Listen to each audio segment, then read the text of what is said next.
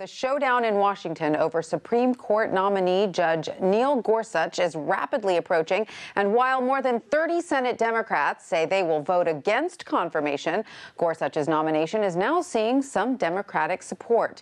Joining us now to discuss is WSJ reporter Byron Tao from our Washington bureau.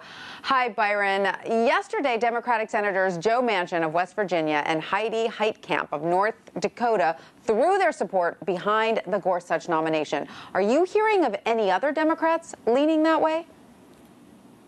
Well, that's a good question. There are a handful of vulnerable Senate Democrats up in states that were won by Donald Trump in 2018. So these are Democrats sitting in red states who are under intense political pressure from a constituency that backed Donald Trump last time. So there's a handful of senators like Joe Donnelly in Indiana, as well as the two you just mentioned, and some others like Claire McCaskill, that are all under this political pressure. So these senators remain pretty undecided, and they'll probably make their decision in the next few days. And Manchin did come out and explain his reasoning. He says while he doesn't agree with everything Gorsuch stands for, he doesn't think this should stand in the way of Gorsuch being on the high court. So could this sentiment, the fact that he's coming out and talking about it, open the door for others?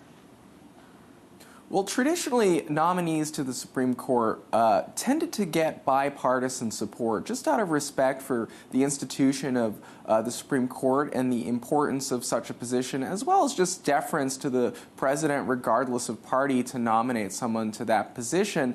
And that's the kind of line we saw from Joe Manchin and from Heidi Heitkamp, that this is a nominee that they don't necessarily agree with on everything, but generally speaking, they see no reason to oppose him. But other Democrats are under a ton of political pressure, especially from progressives and liberals, not to play ball in any way, shape, or form with the Trump administration. So by and large, this is one of the most contested and partisan nominations we've seen in recent memory, and the dozen or so undecided Democrats are under pretty intense political pressure. I mean, not to mention that there is a ton of Democratic resistance, I would imagine, still due to the Republican refusal to consider President Obama's nominee, Judge Merrick Garland.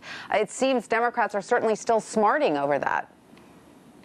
That's right. This seat first came vacant last February when Antonin Scalia, the longtime Supreme Court justice, died. President Obama was still in office, and by all right, under the Constitution, he had the right to appoint a successor. That successor was Merrick Garland, but Republicans who control the Senate refused to bring him up for a vote, saying that the new president should decide who that nominee is. And that gamble paid off for them when Donald Trump won. So there are a lot of bad feelings in the Senate about the treatment of Judge Garland and Obama's nominee. And Democrats simply aren't in the mood to play ball on this particular nominee. Yeah, absolutely. And there are still more than 30 Democrats in the no column so far when we dig deep into the numbers. So that will either require a lot of arm twisting this weekend or next week, or Republicans will change Senate rules to sideline any filibuster. Is that also on the table? That's definitely on the table. The Senate is sort of barreling towards a fight over a rules change.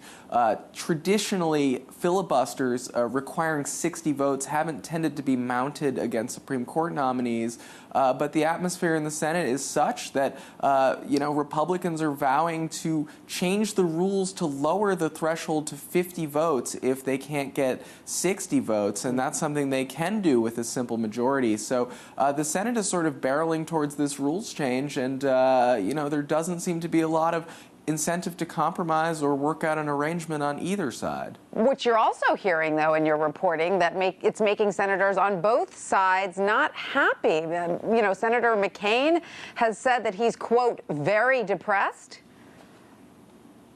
That's right. I mean, there is a certain amount of institutional respect from many old-time senators on both sides who point to a long history of coming to an agreement or working out things on a bipartisan basis or avoiding these kind of showdowns. And generally speaking, sometimes when the Senate has come to the brink on rules changes or judicial fights, they have worked out an agreement. But a longtime institutionalist like Senator McCain is saying that he's very depressed because there doesn't seem to be the will or a way to work such a deal out this time. I can understand why he's depressed over this. All right, thank you, Byron Tao, for all that.